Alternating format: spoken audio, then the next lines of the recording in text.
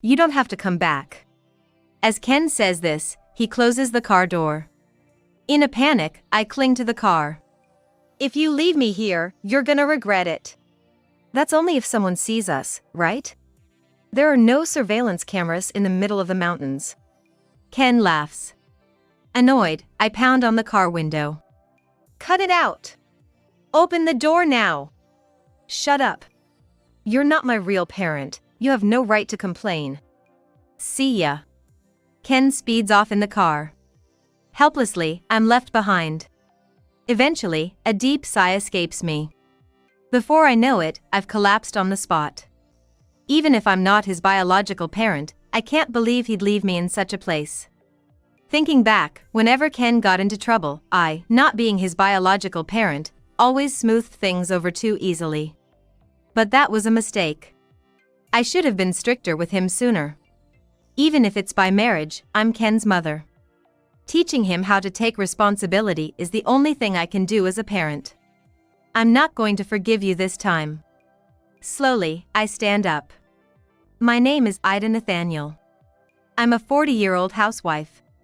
In college, I was diagnosed with a brain tumor, and the aftermath left the right side of my body paralyzed. That's why I became a housewife after getting married. With a cane, daily life isn't much of an issue. My husband, Tom, supports me, and my daughter, Emily, often helps me out.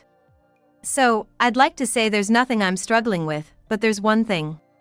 My son, Ken, is constantly defying me. I think it's because he's my stepson. Actually, Ken and Emily are Tom's kids from a previous marriage. When I married Tom, Ken was in high school.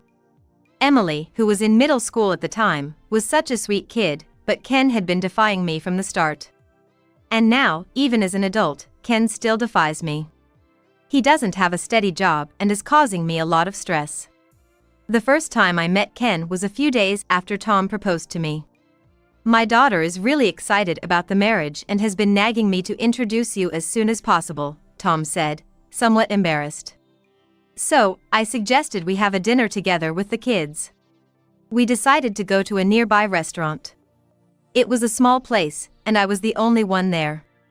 I waited nervously under those circumstances. Eventually, Tom and the two kids showed up.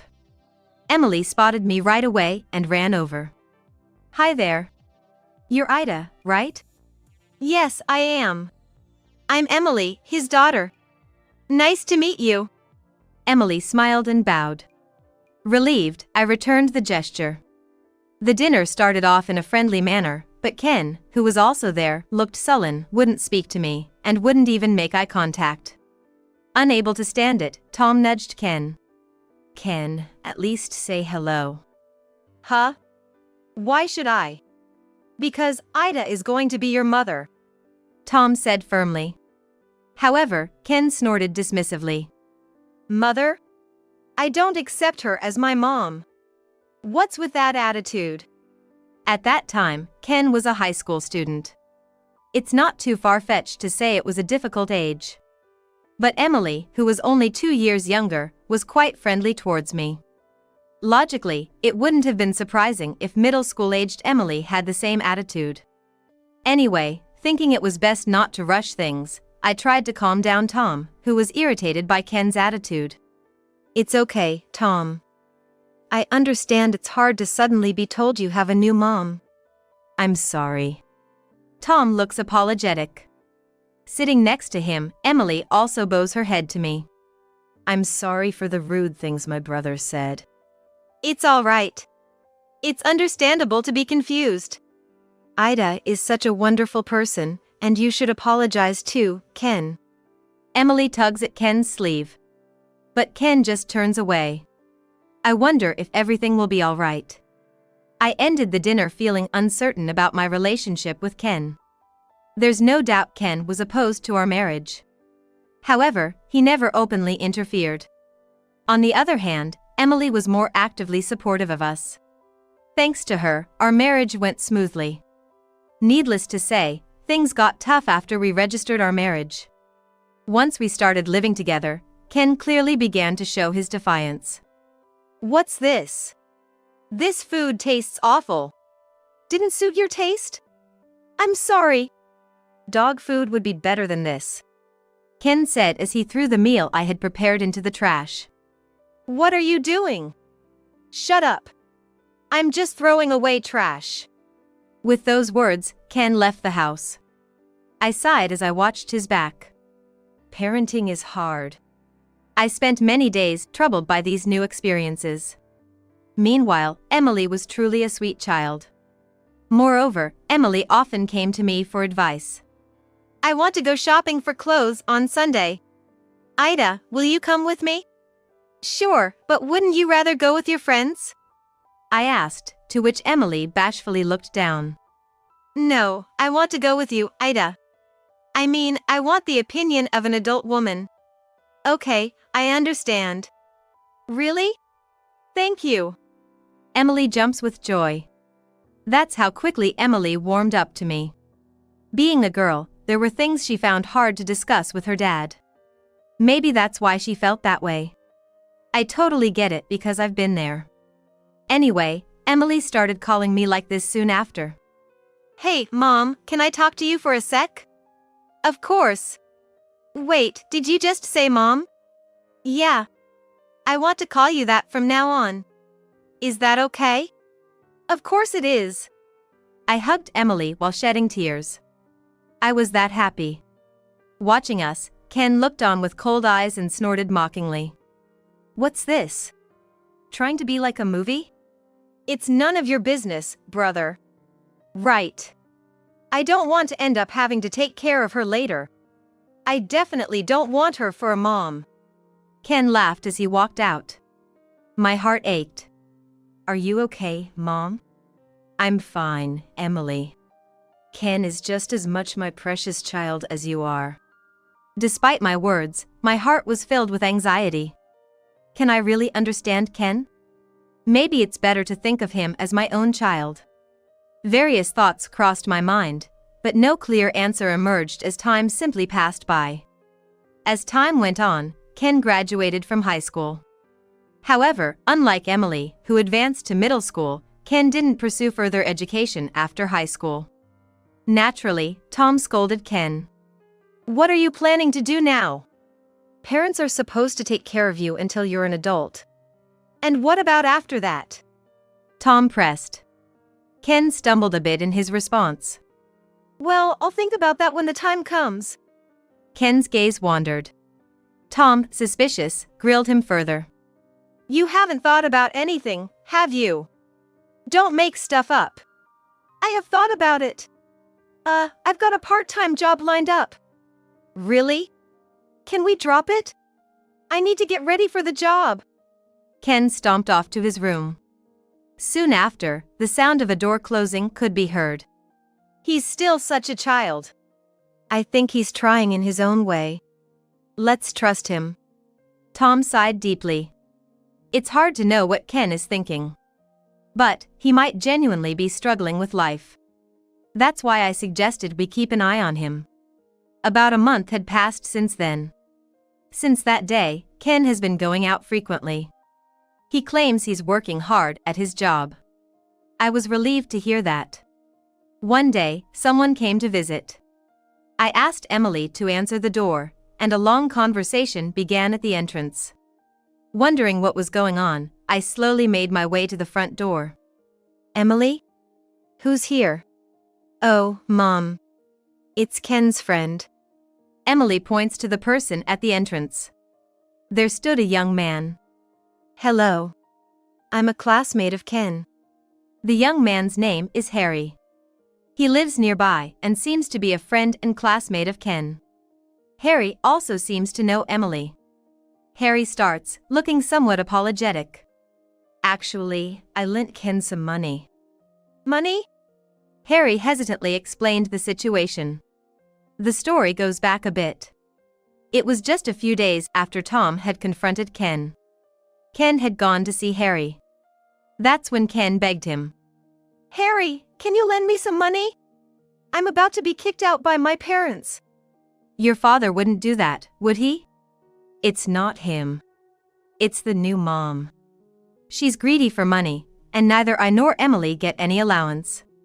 More so, we're being worked to the bone for living expenses. She said she'd kick me out if I don't earn more. Ken told Harry about me like that. Mom's not like that, Emily immediately retorted. Harry was taken aback by her response. So, why does Ken need the money? Harry pondered. But more importantly, there was something else I was curious about. Harry, how much did you lend Ken?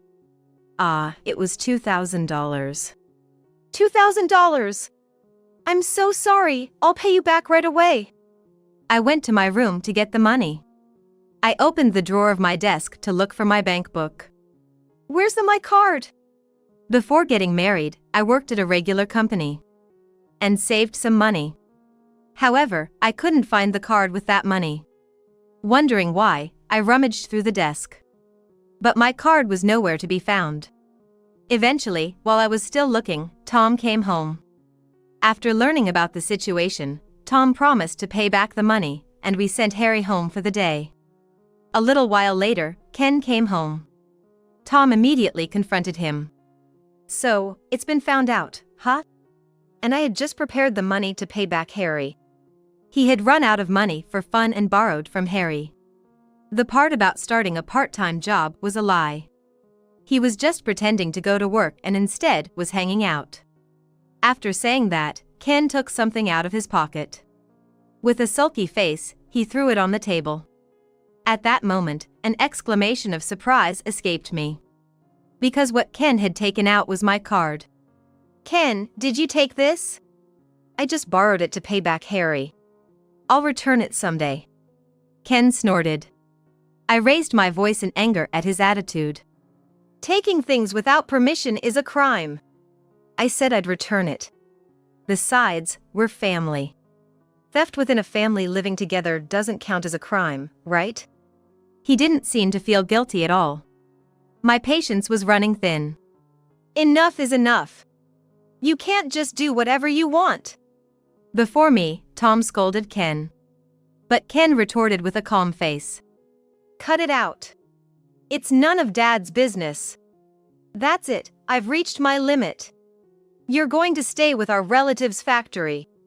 At that moment, Ken's face changed. He asked, bewildered. Joking, right, Dad? It's no joke. You're going to get straightened out at that factory. Wait, but that place. Ken began to plead. I heard later that this relative is known to be strict. Ken often got scolded at family gatherings. And still fears him. Ultimately, that very day, Tom took Ken to the relative's house. And Tom asked if Ken could work their live-in, bowing his head in the request. I was told by Tom when he got back home. I'm really sorry, Aita. I'll definitely pay back the money. It's meaningless unless Ken repays it himself. But was this the right thing to do? This should teach Ken a lesson. We'll think about the future after he reflects. Yeah, I guess so. I could only respond with a vague smile. I hoped this experience would make Ken reflect. But what if it didn't? Well, there's no use worrying about it now. For now, we just had to leave it to Tom. I had my misgivings, but decided to do so. Despite my worries, it seemed Ken was genuinely reflecting. According to the relative, Ken was working hard. And getting along well with his coworkers, even listening to his boss properly. Finally, I felt like a weight had been lifted off my shoulders. A year later, Ken came back home. However, he still works at the relative's factory. He continued to leave the house on time every morning. He really seemed to have reformed. While I felt somewhat emotional about this, Emily, who had graduated from community college, got a job at a local bank. It seemed she even had a boyfriend, and I was living peacefully. One day, on my way back from a regular medical checkup, I was waiting for the bus when suddenly Ken's car stopped in front of me. Ken? Isn't it still noon? What about work? I'm off for the afternoon today. I'm heading home now, get in. People can change. It was hard to believe this was the same person who had been so defiant. I was so happy I nearly cried. but I held back the tears and got into the car. It's about a 30-minute drive home. With that thought, I fell asleep. When I woke up, the car was stopped. Thinking I had overslept, I jumped up. Ken wasn't in the driver's seat. Rushing outside, I saw Ken playing with his smartphone. Sorry, I fell asleep. It's fine. It worked out for me anyway. Worked out? I asked, then I realized something. All I could see around us were trees. Clearly, we were in the middle of the woods. There was also a cliff nearby. The ground was all dirt, and I stumbled. As I fell, Ken quickly grabbed my cane. Give it back! Huh? You don't need this thing anymore. Laughing, Ken threw my cane down the cliff. I watched it fall, stunned. Ken added insult to injury. I've got my reasons, and I've decided it's best if you leave. What do you mean? You don't have to come back. Saying this, Ken closed the car door. In a panic, I clung to the car. If you leave me here, you're gonna regret it. That's only if someone sees us, right? There are no surveillance cameras in the middle of these woods. Ken laughed. Annoyed, I pounded on the car window. Cut it out! Open the door now! Shut up. You're not my real parent, you have no right to complain. See ya. Ken sped off in the car. Helplessly, I was left behind. Eventually, a deep sigh escaped me. Before I knew it, I had collapsed on the spot. Even if I'm not his biological parent, I can't believe he'd leave me in such a place. Thinking back, whenever Ken got into trouble, I, not being his biological parent, always smoothed things over too easily. But that was a mistake. I should have been stricter with him sooner. Even if it's by marriage, I'm Ken's mother. Teaching him how to take responsibility is the only thing I can do as a parent. I won't forgive him this time. Slowly, I stood up. Whether it's fortunate or not, the road that Ken's car had taken was in front of me. Given my partial paralysis, a car was absolutely necessary to carry me. I just need to follow the road the car went down. I wasn't just left somewhere on a hiking trail. I was sure I could make it somehow. With that determination, I started walking along the road. But without my cane, I couldn't walk properly. I had no choice but to look for a suitable stick. I used it as a cane and walked slowly. The road I was walking on wasn't paved, even though cars could pass through it. Moreover, it seemed to be a maintenance road for the mountain, branching off here and there. Eventually, I got lost in the mountains. Sadly, my bag was left in the car. This is practically a distress situation. I didn't have my smartphone or a bottle of water. And it was getting dark. I couldn't call for help. I thought this might be the end. That's when I saw a small light. I shouted out loud. Someone help me! I heard a woman's voice. Voices of several men reached me. I was saved. I felt relieved. Soon, a few men approached. One of them asked me. Good to see you're safe, Ms. Marshall. Eh? Marshall? You are Ms. Marshall, right? No, that's not me. Somehow, our conversation didn't match up. The men, who I assumed were a search party, also looked perplexed. Anyway, let's get you down the mountain first. On the way down, I listened to the stories of the men who had rescued me. It became clear that there was a misunderstanding. The people who rescued me were part of a search team / but they weren't looking for me. They were searching for another woman around my age. She had gone into the mountains to forage for wild plants. And had injured herself along the way, calling for help herself, and the search team was on their way to rescue her. It just so happened that they encountered me in the process. In any case, I was saved thanks to that woman. Incidentally, that woman was found and rescued by another search team almost simultaneously. As we descended the mountain, the search team asked me, "Please tell me a family contact." That's when I had an idea. I could use this situation to teach Ken a lesson. Please contact my daughter. I asked them to reach out to Emily. Afterwards, I headed to the hospital just to be safe. Before long, I was reunited with Emily, who rushed to the hospital. Emily hugged me, crying. "You must have been scared, Mom." "I'm sorry, Emily." "But why did you go into the mountain?" Asked by Emily, I hesitated, but I couldn't keep it hidden. If that was the case, it was better to be honest and get Emily's cooperation. I made up my mind and told Emily everything. "What? That's a crime." Emily was furious. I continued while stroking Emily's head. "Calm down, Emily." "How can I calm down? I won't be satisfied until he's turned in to the police, even if he's my brother. Actually, there's a better way than that, and I want your help with it."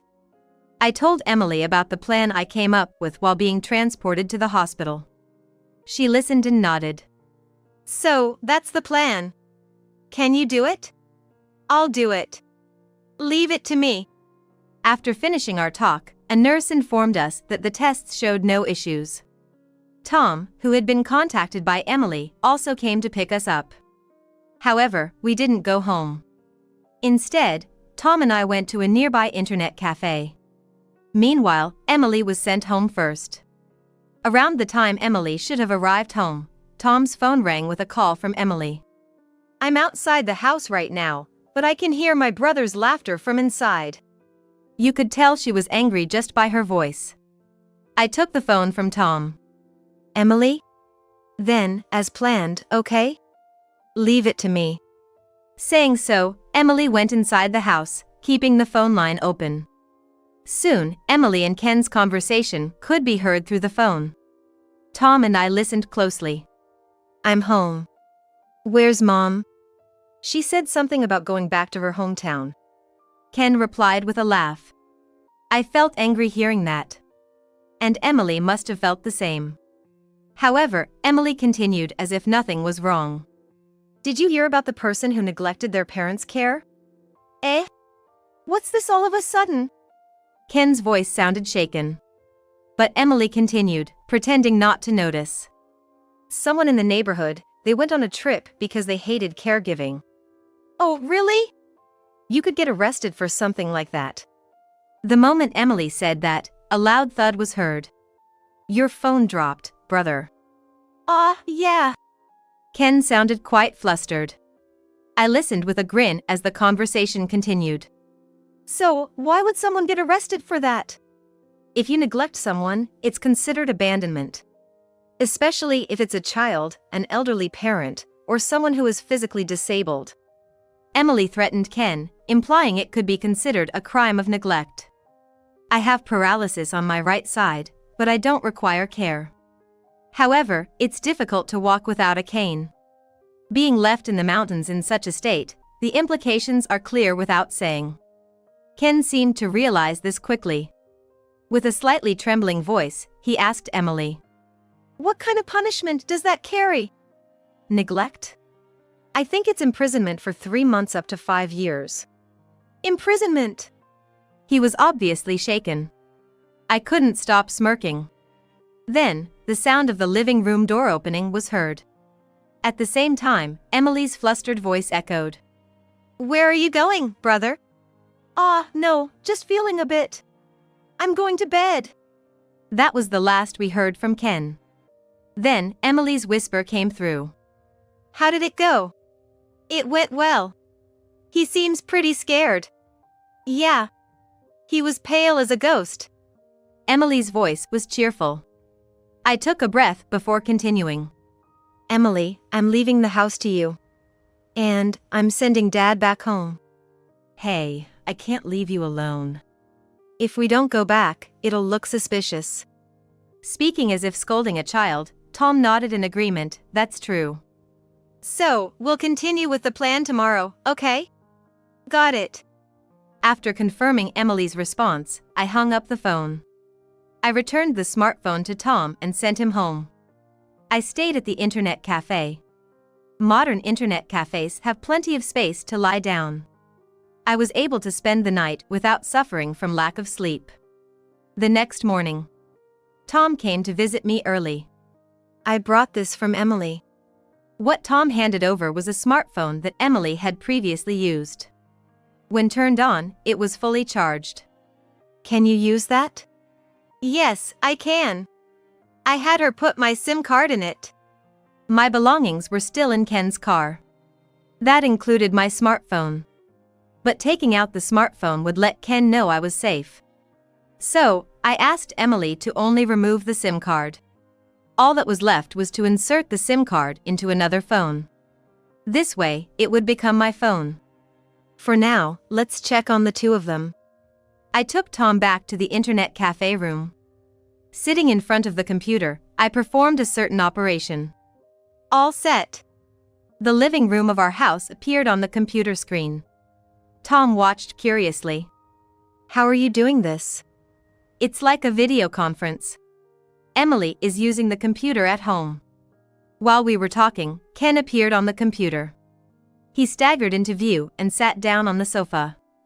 Then, Emily suddenly turned on the TV. Then, a particular news segment started. It was about a hiker who had gone missing in the mountains. "Looks like it's nearby," Emily said to Ken. Ken stared blankly at the TV. At that moment, Ken started to tremble. Emily asked him in an exaggerated tone. "What's wrong, brother?" "Nothing." The news reported that a woman in her 40s had gone missing in the mountains. A search team was currently looking for her. And the police were investigating the situation. That was all it said. No details were given. Ken mistakenly thought it was about me. Of course, it wasn't a real news report. Emily had cleverly edited a genuine news report to display on the TV. The original news was about another woman who had been injured in the mountains. However, Ken, feeling guilty, didn't realize it was edited. His flustered reaction was too amusing. While I was holding back laughter, Ken stood up. "What's wrong, brother?" "That thing from yesterday, what was it?" "Something about neglecting." "Neglect? The one with the prison sentence?" Emily emphasized. At that moment, Ken visibly flinched. "This is bad. If this continues..." Ken began pacing the room, mumbling to himself. I watched him for a while, but he was just fretting without making any changes. Thinking the suspense wasn't enough, I decided to set a trap. I used the smartphone Emily gave me to call Ken's phone. As soon as the phone rang, Ken jumped. Scrambling, Ken answered the phone. "Hello? Ken? It's Mom." "Who? Who is this?" Ken's voice trembled in fear. I took my time before revealing. "The caller ID shows, doesn't it?" Ken's action of checking his phone screen was visible through the computer. "Why are you calling? Aw!" Ken screamed and ran out of the living room. However, he soon returned, clutching my purse in his hand. "Why?" he mumbled as he searched through the purse. Eventually, Ken found my smartphone and clutched his head, screaming, "I was wrong. Please don't haunt me." Saying so, Ken rushed out of the house, heading straight for the police station, it seemed. Shortly after, Tom received a call from the police. The message was as follows. "Your son has turned himself in, claiming he's responsible for his mother's death. Please come to the station to clarify the situation." Hearing this, I went to the police station with Tom. Ken was there. He was speaking honestly with the police officers. However, the moment Ken saw me, he screamed as if he'd seen a ghost. "Ah! She's here!" Ken crumpled to the ground, covering his head. At that moment, I admittedly thought I might have gone too far. It took several hours for Ken to grasp the situation. "So, I intended to teach him a lesson." "I see. However, if that story is true, we can't just overlook it," the police officer said, frowning. "I understand the sentiment well. One wrong step, and I could have been in mortal danger. But surely, he must have learned his lesson by now. Personally, I want to make him atone in a different way. That's why I decided to settle this matter quietly. Aside from that, there's something I'm curious about. It's the reason why Ken did such a thing." If he didn't want to be with me, he could have just left the house. Ken is still working at the relative's factory. He could have lived on his own. I just can't wrap my head around it. Anyway, we'll talk more about it once we get home. Tom and I left the police station with Ken in tow. Emily was waiting for us in front of the police station. But she looked stern for some reason. "What's wrong, Emily?" "There's something I need to tell my brother." "Tell him?" I asked, and Emily pointed to a spot a little away. There stood Harry and an unfamiliar man. The moment he saw them, Ken started shaking again. And quickly hid behind me. "What's wrong, Ken? It's not what you think. I was planning to pay it back," Ken cried out before collapsing. I could only shake my head. Soon after, Harry and the man approached us. That's when I finally understood the situation. The man with Harry was Ken's senior from high school, named Martin. Ken had borrowed money from this senior named Martin. It seems Ken had been gambling with the money he borrowed. He had also poured most of his salary from work into gambling. His days were spent in a cycle of borrowing and gambling. Eventually, his debt had ballooned to an amount he couldn't pay back. Just then, Martin started demanding repayment. In trouble, Ken turned his attention to Emily's savings. Using the same method he did with my money, he now took Emily's bank book. However, the account in Emily's bank book had hardly any money in it. After opening the account, Emily had transferred the funds to another account using a smartphone app. It wouldn't show up in the bank book. So, although there was a balance recorded, the account was actually empty. Because of what had happened with me, Emily had taken this precaution. As a result, unable to get his hands on any money, Ken then targeted my life insurance. "What are you thinking? I didn't say to repay me by doing such things." Martin was furious. It seemed he was a decent person. "It's not like that. I was just..." "Enough. I won't give you any more extensions for repayment." The moment he was told this, Ken suddenly got pale. He started apologizing, crying, and saying, "I'll definitely repay you, please." "No way. Work off your debt at our company. Anything but that, please." But Martin showed no signs of forgiveness. Realizing this, Ken then turned to me and Tom, begging, "Please, Dad. Lend me the money. Ida, you too, right? Please." He seemed to be thinking only of himself. Proof of this was the complete lack of any apology to Emily. I was utterly dismayed. It seems not forgiving him was the right choice. Sighing, I turned my back on Ken and got into Emily's car. "Wait a minute." Ignoring Ken's plea, Tom did the same. Lastly, as I stuck my face out of the window, I told the bewildered Martin and Harry, "Feel free to collect the debt as you like. Of course, within the limits of the law, okay?" Martin nodded firmly to my words. Afterward, Ken was taken to work for Martin's company. It appears to be a construction-related company, especially handling various constructions in the mountains, and it's not uncommon for workers to stay overnight at the site. Moreover, while heavy machinery is transported by helicopter, it seems the workers have to walk to the site. Knowing it was a harsh work environment, Ken must have been desperately apologizing. But all that was in vain. Ken had to leave his job at the relative's factory. Now, he works for Martin's compan at a remote site unknown to me. However, occasionally, Ken transfers money to me. It seems like he's repaying the money he took. According to Harry, Martin has ordered him to pay back the full amount. Until the repayment is completed, he can't return home, it seems. Anyway, since he's in the mountains, there's no escaping, and I hope this time he truly reforms. Meanwhile, peace has returned to our lives. I've heard that Emily's relationship is going well. "Hey, Mom. My boyfriend is planning to visit for a greeting." "Oh? Is it about marriage?" "Maybe." Emily blushed. Such moments filled me with indescribable love. I had given up on marriage and becoming a mother. But Emily made me a mother. So, I'll do everything I can for my daughter. For Emily, who brought smiles to my life.